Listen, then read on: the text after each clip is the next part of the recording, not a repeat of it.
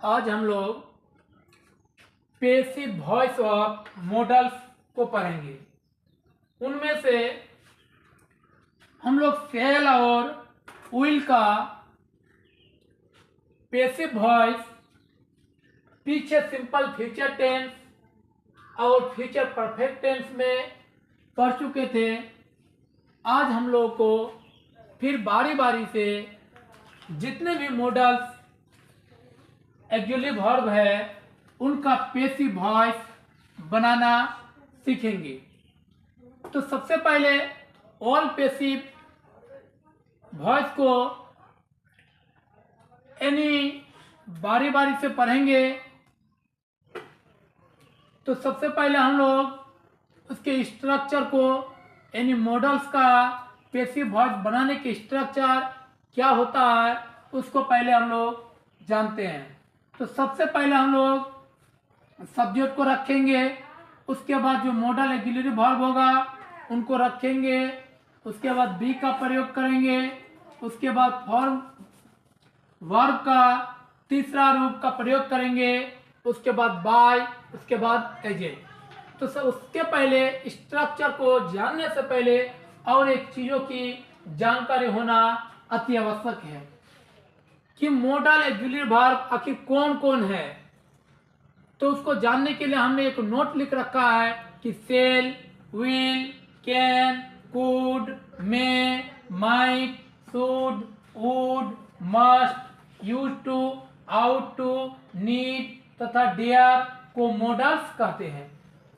इतना जो वर्ड देख रहे हैं वो सारे मॉडल्स ऑक्सिलरी वर्ब है।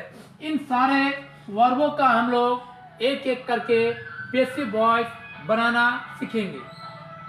तो सबसे पहले हम लोग कैन और मे का पैसिव वॉइस बनाना आज सीखते हैं।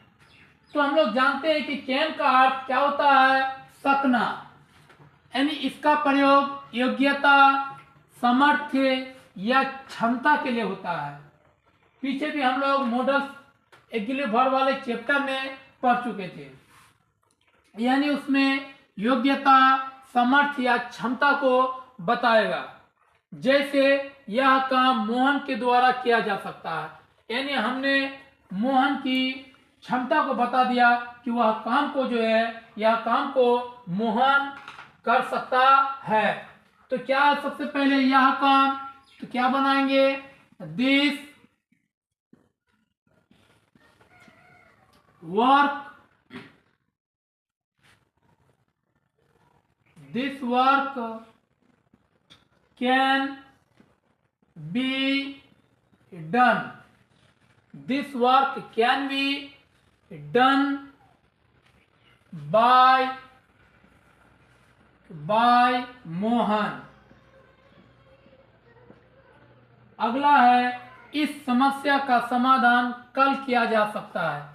इस समस्या का, तो क्या लिखेंगे, दिस प्रॉब्लम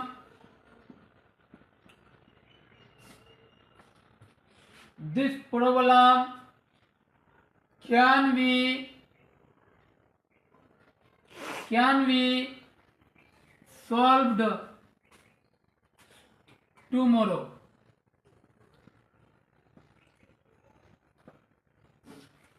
ठीक जैसे कैन का प्रयोग किया उसी प्रकार हम लोग मे का प्रयोग करेंगे। और जो कैन का अर्थ होता है वह मे का भी अर्थ होता है, लेकिन उसके प्रयोग में थोड़ा सा फर्क है।